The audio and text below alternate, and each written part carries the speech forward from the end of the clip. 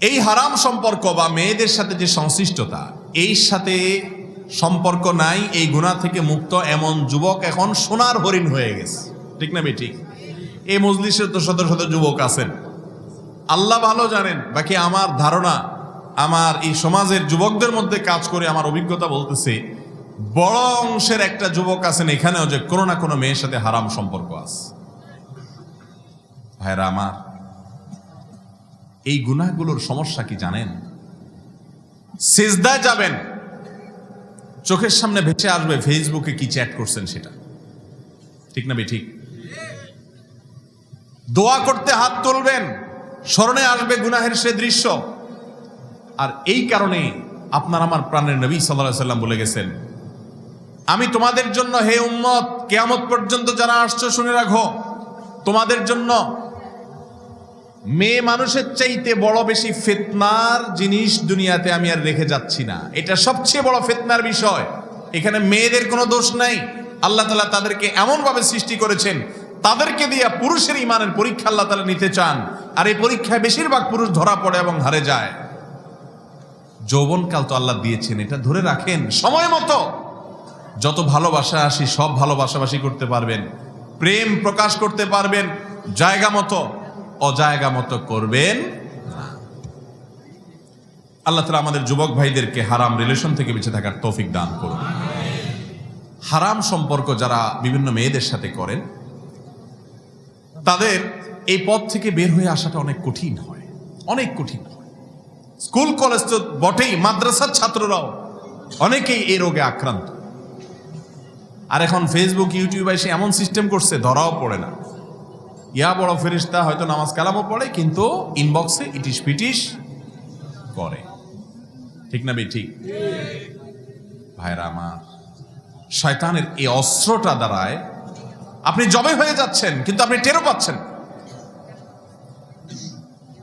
এই অবৈধ সম্পর্কের কারণে যুবকরা যতটা মা বাবার অবাধ্য হয়, যতটা মাদকের দিকে যায়, যতটা খুন খারাপি হয়, যতটা আত্মহত্যা হয়, যতটা অসামাজিক কার্যকলাপ হয়, এর সিকি ভাগও অন্য কোনো গুনাহ দ্বারায় হয় না। এই জন্য এইটার রাস্তাটা যদি বন্ধ করা যায়, দেখবেন সব অপকর্মের রাস্তা বন্ধ হয়ে গেছে।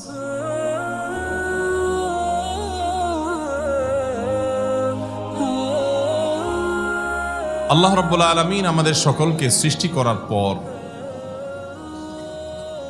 আমাদের জন্য ভালো এবং মন্দ উভয় পথ বাতলে দিয়েছেন। আল্লাহ বলেছেন, ওয়াহাদাইনাহুন নাজদাইন, মানুষকে আমি ভালো মন্দ, জান্নাত জাহান্নাম উভয় পথের বর্ণনা দিয়ে দিয়েছি, যে কোন পথে গেলে গন্তব্য কি হবে সেটা জানিয়ে দিয়েছি।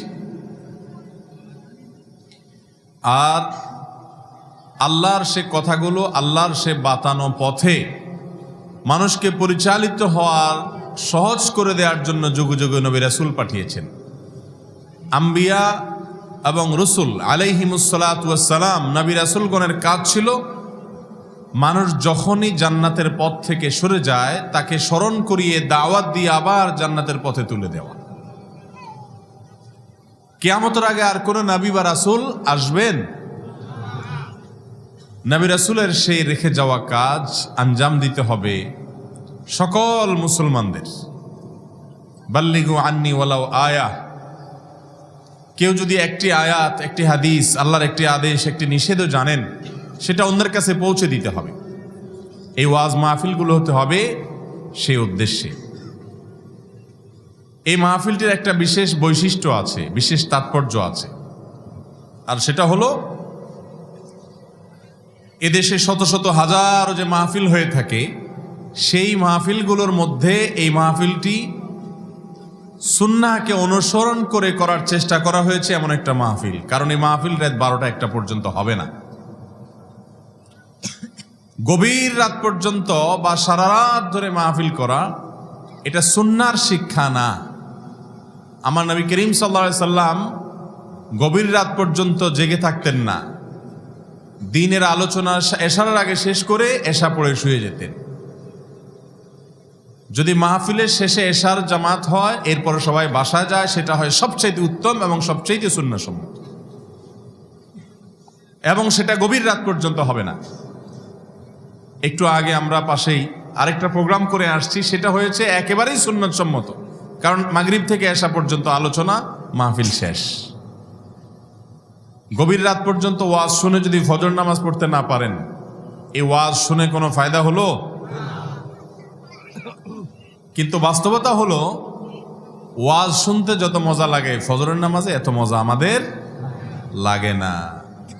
কারণ ওয়াজে বক্তা সাহেব মায়ের পেঁচ দিয়ে কথা বলবে, হাসাবে, কান্দাবে, হ্যাঁ, শুনতে ভালোই লাগবে, মজাই লাগবে, রসের রসের কথা বলবে, মাঝে মধ্যে আবার গজল শোনাবে, ভালোই লাগে। কিন্তু ফজরের সময় কাঁথা কম্বল ফেলে মসজিদে যাওয়াটা বড় কষ্টের, ঠিক না ভাই? ঠিক। তো এই জন্য রাতভর ওয়াজ শোনা, শত শত মাহফিল শোনার চাইতে একদিন জামাতের সাথে, ইহতিমামের সাথে ফজর নামাজ পড়ার গুরুত্ব অনেক বেশি। কিন্তু এটা না মাহফিল কর্তৃপক্ষ বুঝেন, না আমাদের সম্মানিত শ্রোতা ভাইরা বোঝেন। ভাই, ওয়াজ শুনে আমল করার জন্য, সে আমলও যদি নষ্ট হয়ে যায় তে ওয়াজ দিয়ে কি হবে? এত মাহফিল কিন্তু পরিবর্তন নাই। এর একটা কারণ এটাও যে সুন্নাহ সম্মত উপায়ে মাহফিল হয় না। আলহামদুলিল্লাহ, এই একটা মাহফিল পেলাম যেটা গভীর রাত পর্যন্ত হবে না, পোস্টারে লিখে দিয়েছেন যারা ওয়াজ মাহফিল করতে চান তারা এটা আমল করতে পারেন, এবং বিষয় ঠিক করে দিয়েছেন।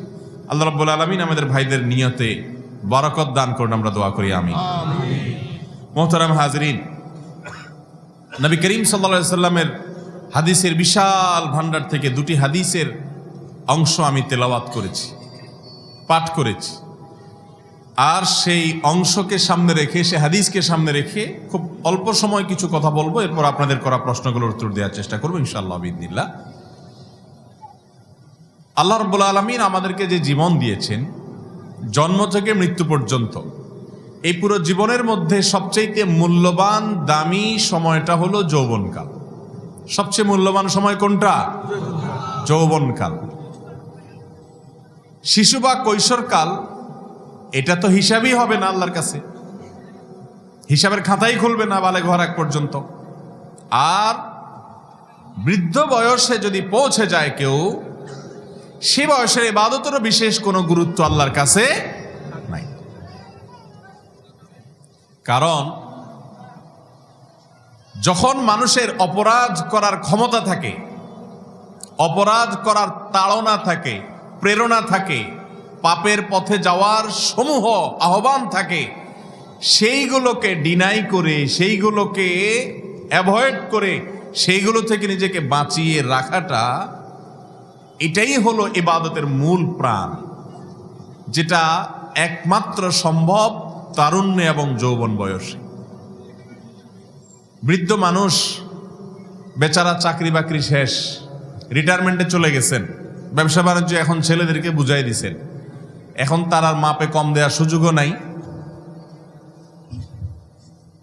হারাম উপার্জন করা, দুর্নীতি করা, ঘুষ খাওয়া, এগুলার সুযোগও, সুদের কারবারের সুযোগও নাই। আর বয়স বেশি হয়ে গেলে নজরের গুনাহ করারও সুযোগ নাই। প্রায় বেশিরভাগ গুনাহ এবং পাপের কাজ করার সুযোগই নেই।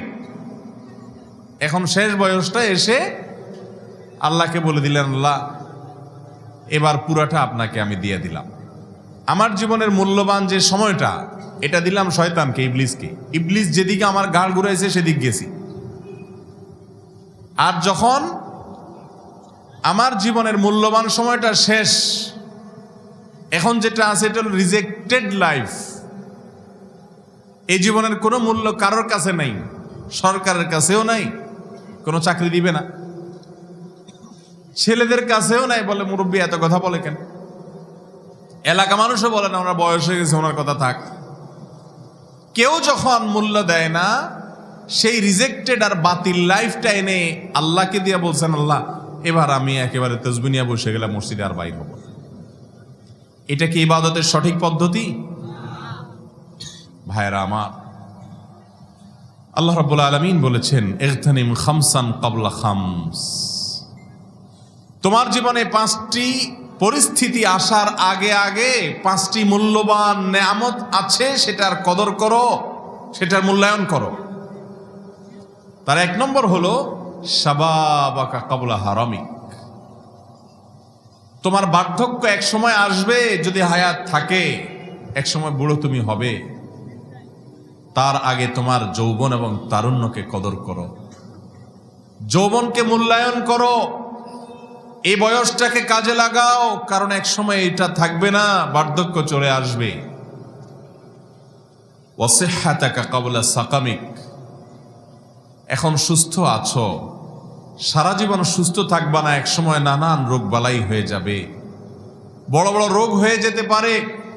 সেই রোগ আসার আগে এই যে সুস্থ আছো, এই সময়টাকে কদর করে আল্লাহর ইবাদতে কাজে লাগাও, ভালো কাজ করো, এক সময় চাইলেও পারবা না, সুযোগ আসবে না। ওয়াগিনাকা ক্বাবলা ফাকারিক, আল্লাহ তাআলা এখন 2-4 পয়সা দিয়েছেন, এক সময় হতে পারে এত কষ্ট হবে যেমনটি রোহিঙ্গাদের হচ্ছে। দেশে হয়তো অনেক কিছু ছিল, ঘর বাড়ি, দালান কোঠা, ব্যবসা বাণিজ্য, সব কিছু ফেলে রেখে চলে আসতে হয়েছে বাংলাদেশ, বিতাড়িত হয়েছে মাতৃভূমি থেকে। এখন উদ্বাস্তু শরণার্থী হিসেবে তেরপালের নিচে জীবন কাটিয়ে দিচ্ছে বড় বড় কলেজের প্রফেসর, বড় বড় ব্যবসায়ী, কোটিপতি, সংসদ সদস্য রোহিঙ্গা ক্যাম্পে আছে না নেই? কিন্তু তার দেশে যখন ছিল, যখন মোটামুটি ছেলে মেয়েকে নিয়ে আয়েশ আরামে চলছিল, হয়তো কখনো কল্পনাও করে নাই যে বাকি জীবন ছোট একটা তেরপালের নিচে বাচ্চাদেরকে নিয়ে কাটাতে হবে। এই জন্য নবীজি বলেছেন ওয়াগিনাকা ক্বাবলা ফাকারিক, তোমার জীবনে কখনো অভাব আসতে পারে, দুঃসময় আসতে পারে, সুসময় আল্লাহর ইবাদত করে নাও, তখন চাইলে আর পারবা না। ওয়া ফারাগাকা ক্বাবলা শুগুলিক, ও যুবক ভাই, বিশেষ করে আমাদের জন্য এখন অনেক সময় আছে হাতে, ফ্রি, ফুল টাইম আপনার হাতে। এই ব্যস্ত টাইম কাটানোর জন্য ফেসবুকে, ইউটিউবে নানান কাজে নিজেকে ব্যস্ত করে রাখছেন। টাইম পাসের জন্য বন্ধু বান্ধবকে নিয়ে ঘন্টাকে ঘন্টা, রাতকে রাত আড্ডা দিচ্ছেন, কারণ বিশেষ ব্যস্ততা নাই। এই জীবন থাকবে না, এক সময় ব্যস্ত হয়ে পড়বেন। তো সেই ব্যস্ততার ভয়াল পরিস্থিতি আসার আগে আল্লাহ যে অবসর সময় দিয়েছেন, এটাকে কাজে লাগান, এটা দিয়ে প্রোডাক্টিভ কিছু করেন, এটা দিয়ে এমন কিছু করেন যেটাতে আপনার আখিরাত বিনির্মাণ হতে পারে, দুনিয়া বিনির্মাণ হতে পারে। সৃষ্টিশীল কিছু করেন, প্রোডাক্টিভ কিছু করেন। হেয়ালিপনা করে, দুষ্টমি করে, আড্ডাবাজি করে বন্ধুদের সাথে অহেতুক সময় নষ্ট করবেন না। নবীজি সাল্লাল্লাহু আলাইহি সাল্লামের ওসিয়ত, ওয়া হায়াতাকা ক্বাবলা মাউতিক, এক সময় মালাকুল মউত এসে হাজির হয়ে বলবে, চলো তোমার সময় শেষ হয়ে গেছে। যে কোনো সময় আসতে পারে ভাই, তার আগে এখনো পর্যন্ত নাকের ডগা নিঃশ্বাস আছে, এখনো রবকে স্মরণ করে ইবাদত করেন, কারণ যে কোনো মুহূর্তে মালাকুল মউত আসবে। আর ইবাদত যদি বলেন যে 2 রাকাত নামাজ পড়ে নেই, সেই সুযোগও দেওয়া হবে না। এই হাদিসে আপনি দেখেন, প্রথম যে বিষয়টা নবীজি বলেছেন সেটা হলো তোমার যৌবনকালকে বার্ধক্য আসার আগে মূল্য দাও। অন্য এক হাদিসে আসছে, নবী করিম সাল্লাল্লাহু আলাইহি ওয়াসাল্লাম বলেছেন, লা তাজুলু কদমা আবদিন ইয়াউমাল কিয়ামাতি হাত্তা ইউসআলা আন আরবা। মানুষের 2 পা নাড়াতে সরাতে দেয়া হবে না। কিয়ামতের ময়দানে আল্লাহ বলবেন, এই পাও নাড়াবা না, এই জায়গা থেকে দাঁড়িয়ে থাকো, 4টি প্রশ্নের উত্তর দেয়া ছাড়া কেউ পা নাড়াতে পারবে না। তার মধ্যে একটা প্রশ্ন হলো, তোমার গোটা জীবনের অ্যাচিভমেন্ট কি, অর্জন কি? তোমাকে 60, 70, 80 বছর হায়াত দেয়া হয়েছে, এই জীবনে তুমি বিশেষ কি এমন কাজ করেছো? বলার মতো কিছু আছে কিনা যে আল্লাহ আমার জীবনে আমি 2-4টা মাদ্রাসা করেছি, নাম কাম চাই নাই, শুধু আপনার খুশি চাইছি, ইখলাস নিয়ে করছি, মানুষের কাছে গল্প দিয়ে বেড়াই নাই, জীবনে কখনো নামাজ ছাড়ি নাই, আল্লাহ হারাম হালাল বাচ্ছি, হারামের পথে যাই নাই, অনেক বড় বড় হারামের অফার আসছে, ছাড়ছি, শুধু আপনাকে খুশি করার জন্য মানুষের কাছে গল্প দেই নাই। এইভাবে আল্লাহর কাছে পেশ করার মতো কিছু আছে কিনা 1 নম্বরে জিজ্ঞাসা হবে। আমাদের জীবনের অর্জন কি? জিজ্ঞেস করলে যদি এক বন্ধুর সাথে এক বন্ধুর অনেক বছর পরে 50-60 বছর বয়সে এসে দেখা হয়, 10-20 বছর পরে দেখা হলে বলে, দোস্ত কি অবস্থা, কিছু করতে পারছনি? তো কি বলে? দোস্ত আল্লাহর রহমতে থানা শহরে একটা জায়গা রাখছি, আল্লাহ দিলে একটা দোকান রাখছি, আল্লাহর রহমতে ছেলে একটারে বিদেশ পাঠাই দিছি। এ হলো জীবনের অর্জন, এ হলো জীবনের। কিয়ামতের ময়দানে আল্লাহ যখন জিজ্ঞাসা করবেন, বান্দা তোমার সারা জীবনে কি করছো এমন বলো তো, উল্লেখযোগ্য কি আছে? যদি বলেন আল্লাহ 10 কানি 20 বিঘা জমি কিনছি, ছেলে 2টারে কানাডা পাঠাইছি, একটারে আমেরিকা পাঠাইছি, একটারে আর্মিতে চান্স পাওয়াইছি, আরেকটারে বহুত কষ্টে পুলিশের একটা চাকরি জোগাই দিছি। এরকম হিসাব নিকাশ যখন দিবেন, মুগুর কি নিচে পড়বে না সব উপরে পড়বে? বলেন। আল্লাহ বলবেন যে এই জন্য তোরে পাঠাইছিলাম দুনিয়াতে, এইটা হোক বা না হোক সেটা তো আমাকে শোনার দরকার নেই, আমল কি নিয়ে আসছো সেটা বলো। ঠিক না? ঠিক। যুবকদেরকে বিশেষভাবে আল্লাহ প্রশ্ন করবেন, ওয়াশাবাবাকা ক্বাবলা হারামিক, তোমার বার্ধক্য আসার আগে না, তোমার যৌবনে তুমি কি করেছো? ওয়ান শাবাবিহি ফিমা আবলাহ, যৌবনকাল ব্যয় করে তুমি অর্জন কি করেছো বলো। যুবক ভাইয়েরা, যৌবনকাল চলে যাওয়ার পর যৌবনকালের অর্জন কি এটা বলতে পারার মতো যুবক কয়জন আছে বলেন? আমাদের দেশে বেশিরভাগ যুবকদের অবস্থা হলো এই যে আমরা মনে করি আরে এটা তো ইবাদতের বয়স না, এটা তো কিসের বয়স না। যুবকরা শুধু মনে করে না, বুড়ারাও মনে করে, মুরব্বীরাও মনে করে না এত সকাল দাঁড়িয়ে রাখার দরকার। এখনো কি ইবাদতের বয়স হয়েছে? ইবাদতের বয়স হলো কোনটা? বুড়া হওয়ার পর। আমাদের সমাজে ইবাদতের বয়স কোনটা? বুড়া হওয়ার পর। আরে বাবা, মুরগি যেটা বয়স কম থাকে, মোরগ বা মুরগি, এটার দাম কম থাকে না বেশি থাকে? বেশি। ডিম পাড়া মুরগি ডিম পাড়তে পাড়তে পাড়তে পাড়তে ওরা ডিম পাড়ার ক্ষমতা নাই, শেষ। এবার ওটা কেজি কত বিক্রি হয় জানেননি? নামকেও আসতে একটা মূল্যে বিক্রি হয়, ঠিক না? বুড়া হয়ে গেছে। যে জীবনটা আপনার মূল্যবান সেটা দিলেন কলেজরে, ইউনিভার্সিটিকে, মাদ্রাসাকে, চাকরিকে, দোকানকে, বিদেশকে, ছেলে মেয়েকে, বউ বাচ্চাকে, বাপ মাকে, সবাইকে। এরপরে যে জীবনটা আপনার বাতিল জীবন, কেউ নিবে না, ওইটা নিয়ে আল্লাহকে বলতেছেন, আল্লাহ এবার আপনি নেন। কি বলেন? আল্লাহ অনেক খুশি হবে। যারা যৌবন বয়সে ইবাদত করতে পারেন নাই, এখন আল্লাহ বার্ধক্যে আনছেন, সেই মুরব্বীরা আবার নিরাশ হবেন না। লজ্জিত হয়ে, অনুতপ্ত হয়ে আপনার পেছনের জন্য আপনি যদি আল্লাহর কাছে মাফ চান, আল্লাহ আরহামুর রাহিমিন, তিনি চাইলে আপনার যৌবনের ত্রুটি মাফ করে এখনকারটা অ্যাকসেপ্ট করতে পারেন এবং করবেন ইনশাআল্লাহ। কিন্তু যারা যুবক, তারা যদি ঠান্ডা মাথায় বসে বসে চিন্তা করে যে মাথা খারাপ, এই হুজুরের কথা শুনে দায় রেখে দিন, সব আকামের রাস্তা বন্ধ হয়ে যাবে। দায় রেখে কেমনে সিনেমা হলে ঢুকবে, দায় রেখে কেমনে মেয়েদের শীষ দিবে, দায় রেখে কেমনে আকাম কুকাম করবে। এই জন্য যুবকরা অনেকে ইবাদত করে না। আমাদের দেশে সারা জীবন আকাম কুকাম করার পর বার্ধক্য বয়সে ইবাদত বন্দেগী করতে এসে এমন ইবাদত করে, অনেক সময় অনেক মুরব্বী আছে মসজিদ থেকে ঠেলেও বাইর করেন না। ঠিক না? ঠিক। কারণ মুরব্বী বেচারা যাবে কই? বাড়িতে গেলে ছেলে ব্যস্ত, মেয়ে ব্যস্ত তার বাচ্চাদেরকে নিয়ে, বুড়ি হয়তো দুনিয়াতে চলে গেছে, বন্ধু বান্ধব মরে সাফ হয়ে গেছে, বেচারা যাবে কই? মসজিদ থেকে আর বাইরে হইতে চায়। সন্দেহ নাই বার্ধক্যের ইবাদতও আল্লাহর কাছে প্রিয়। মুরব্বীরা আবার নারাজ হবেন না বা নিরাশ হবেন না, কিন্তু আল্লাহর কাছে বেশি প্রিয় কোন ইবাদত? যৌবনকালের ইবাদত। যুবক ভাইয়েরা, গোটা পৃথিবীতে শয়তানের যত জাল আছে, শয়তানের যত চক্রান্ত আছে, তার সবচেয়ে বেশি এফোর্ট ব্যবহার করা হয়, সবচেয়ে বেশি শয়তানের শ্রম ব্যবহার করা হয় যুবকদের শিকার করবার জন্য।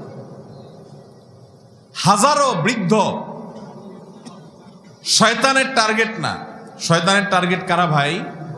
যুবকরা। এই জন্য দেখবেন যুবকদের নষ্ট করার জন্য যত আয়োজন আছে, সে আয়োজন সমাজের সকল স্তরের সব জায়গায় রাখা আছে। এবং যুবকদেরকে নষ্ট করার জন্য সবচেয়ে বড় অস্ত্র হলো যৌবনে যৌনতা সংশ্লিষ্ট অপরাধের সাথে যুবককে লাগাই দেওয়া। এই অপরাধটা হলো যুবকদের জন্য সবচাইতে বিষের মতো ভয়ঙ্কর, ক্যান্সারের মতো। শয়তান এই জিনিসটা সবচাইতে বেশি সৃষ্টি করে। এই জন্য দেখবেন নারীকে এমনভাবে উপস্থাপন করা হয়, যেভাবে উপস্থাপন করলে নারীকে পণ্যে পরিণত করা হয়। অন্য 10টা আইটেম যেগুলো বাজারে কেনা বেচা হয়, নারীকে সেভাবে উপস্থাপন করা হয়। উদ্দেশ্য সকল পুরুষ, বিশেষ করে যুবকরা।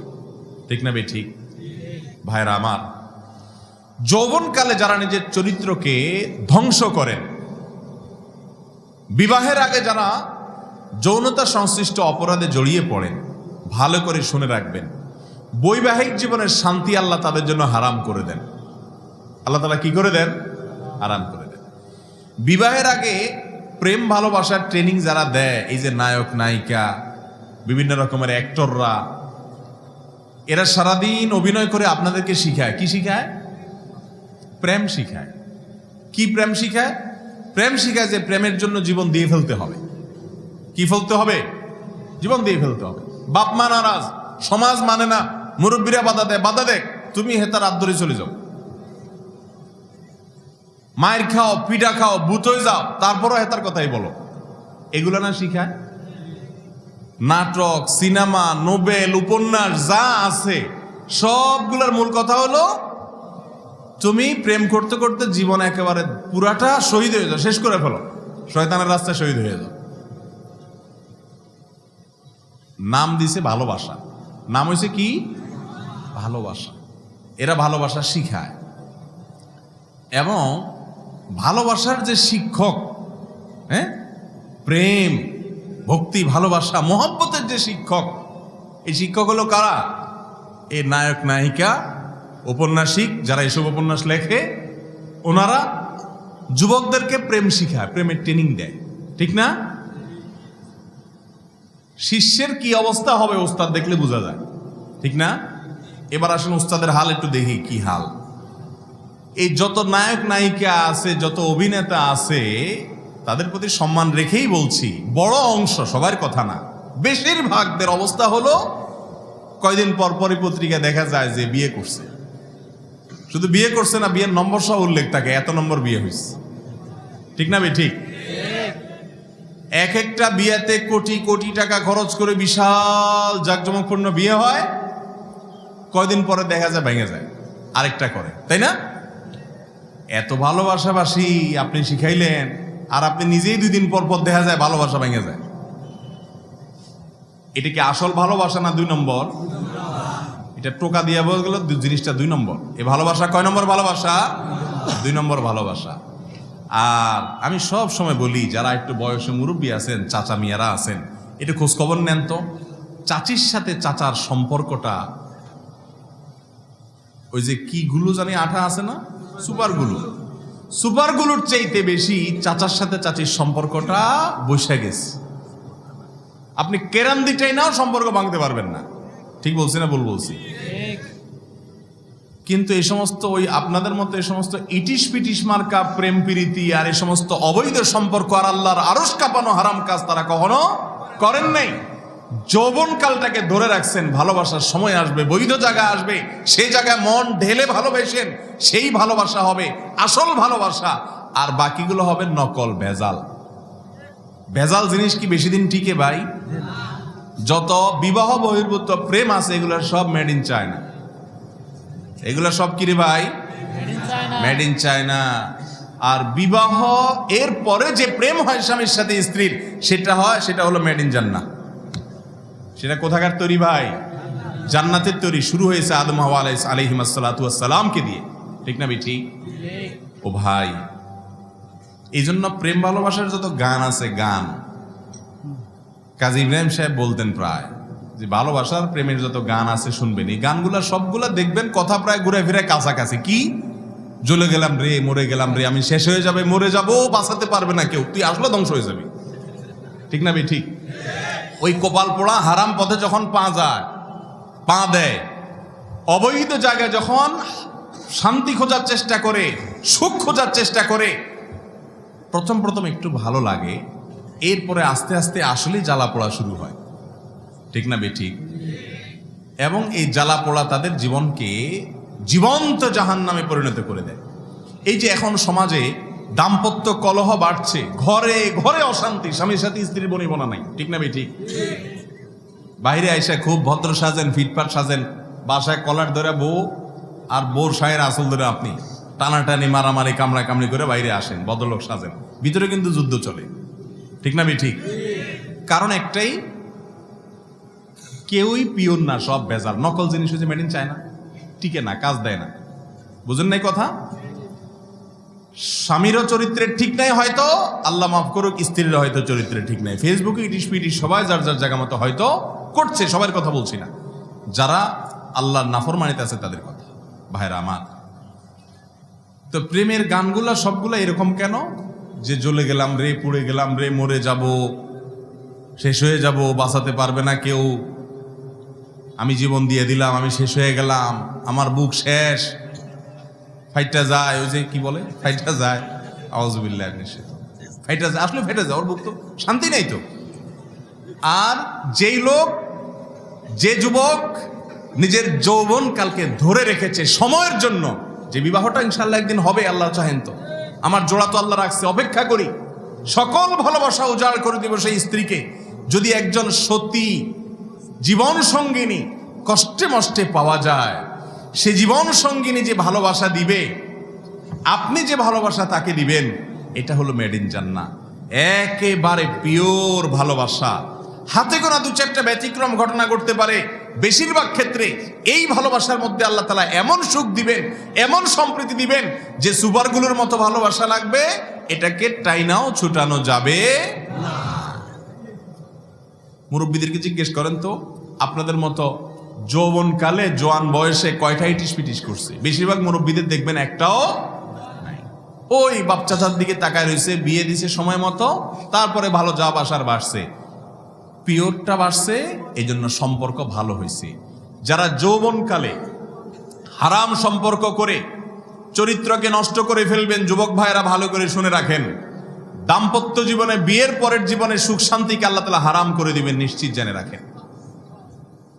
কারণ এই যৌবনের যে নেয়ামত, এটাকে আপনি নষ্ট করেছেন, এটা দিয়ে আপনি সুখ আর পেতে পারেন না, ইল্লা মান রাহিমা রাব্বি, আল্লাহ কারো প্রতি রহম করলে ভিন্ন কথা, বিচ্ছিন্ন বিষয়।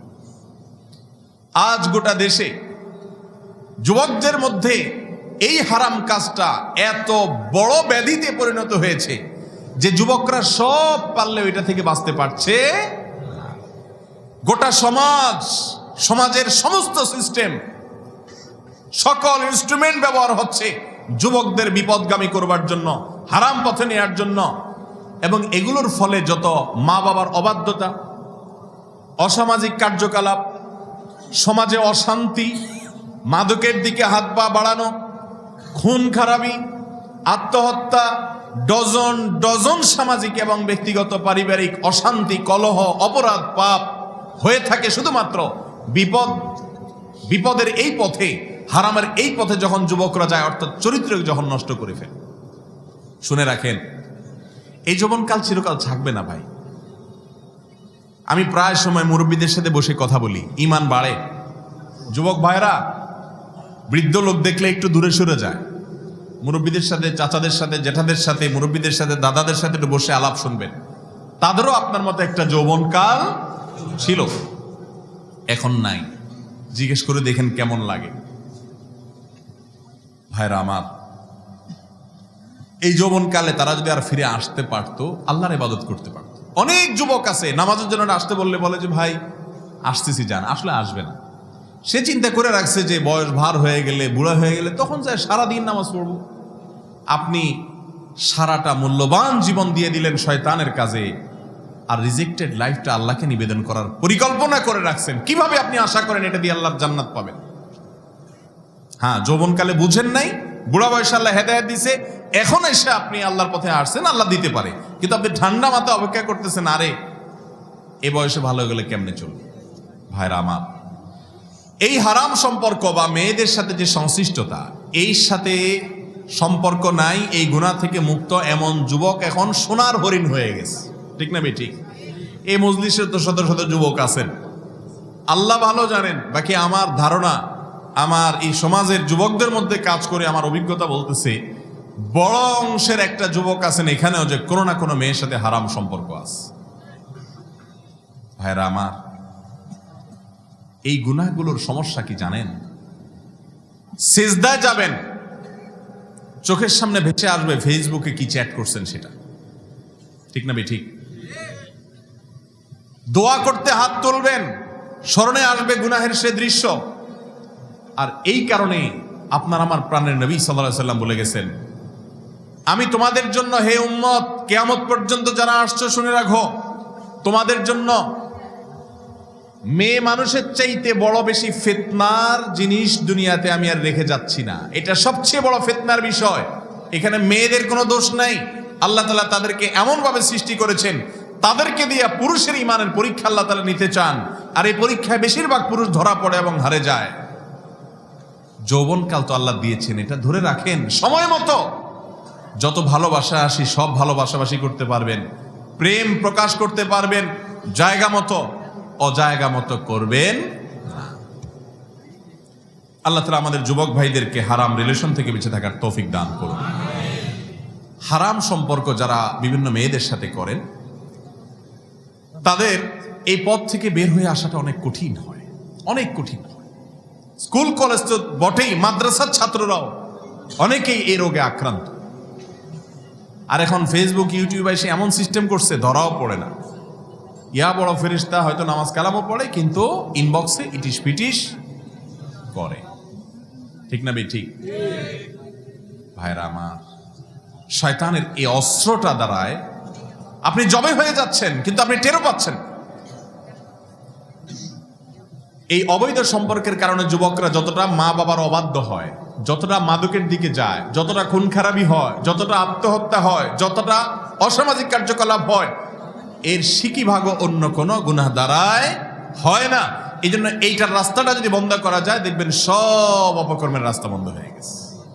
চেষ্টা করবেন তো ইনশাআল্লাহ। নবী করিম সাল্লাল্লাহু আলাইহি ওয়াসাল্লাম বলেছেন, মাইয়াদমান লিমা বাইনা লিহিয়াইহি ওয়া মা বাইনা রিজলিহি আদমান লাহুল জান্নাহ। যে ব্যক্তি তার দুই চোয়ালের মাঝখানের অঙ্গ অর্থাৎ মুখ আর দুই পায়ের মধ্যবর্তী অঙ্গ অর্থাৎ লজ্জাস্থান, এই দুটি অঙ্গের দায়িত্ব নিবে, অর্থাৎ এগুলোকে আল্লাহর হারাম কাজে ব্যবহার করবে না, এই কন্ট্রোল করার জিম্মাদারি এবং দায়িত্ব যে নিবে, আদমান লাহুল জান্নাহ, তার জন্য আমি জান্নাতের দায়িত্ব নিব। স্বয়ং নবী করিম সাল্লাল্লাহু আলাইহি ওয়াসাল্লাম বলেছেন।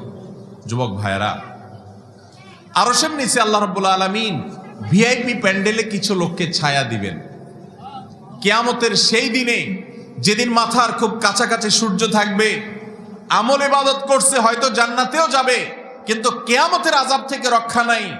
ভয়ঙ্কর আযাবে জর্জরিত হতে থাকবে, চিৎকার করবে, আল্লাহ হিসাব নেন, প্রয়োজনে জাহান্নামে দেন, কিন্তু হিসাব নেন।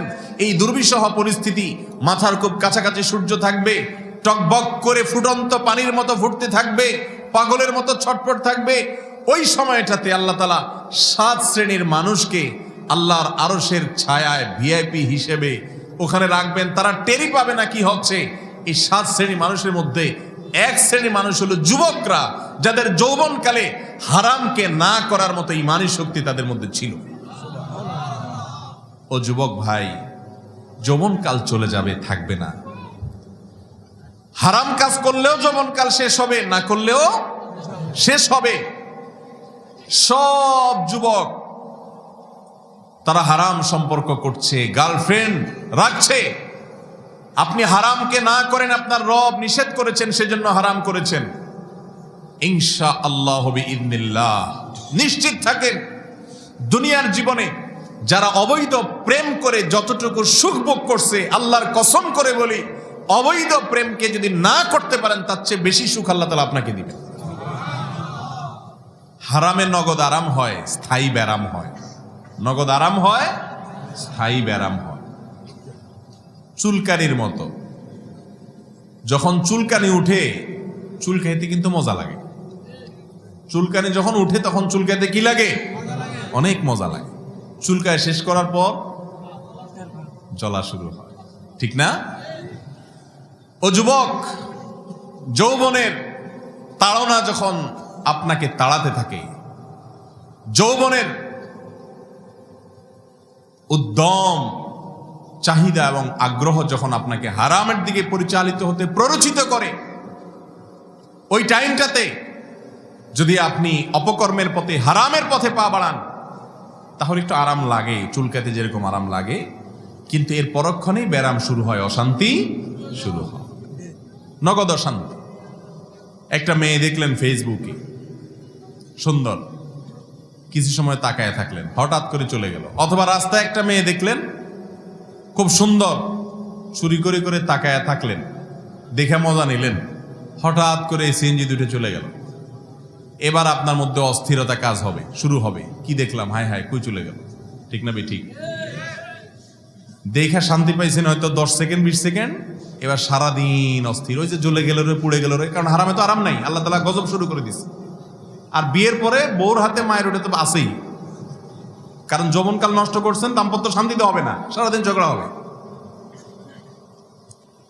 আর চোখের এরিয়াতে কোনো পরনারী আসছে, চোখকে সরায় নিছেন, আল্লাহকে ভয় করে নিয়ন্ত্রণ করছেন, একটু কষ্ট হবে।